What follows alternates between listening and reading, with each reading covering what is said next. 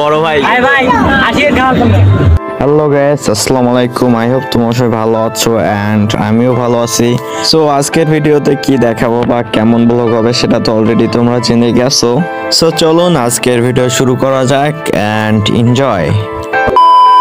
প্রথমত হচ্ছে আমরা এখানে রেস্টুরেন্টে আসি এন্ড মেনু নেই। মেনু নেওয়ার পর আমরা হচ্ছে বার্গার অর্ডার দিয়ে দেই।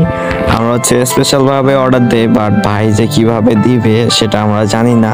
ভাই আগে নিয়ে আসুক, তারপর তার কাছ থেকে জেনে নেব কেমন দিছে।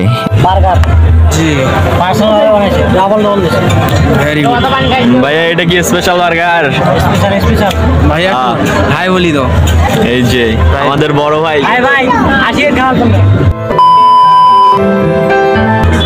Right bro. আদা সসটা কই, ঘিটা কই?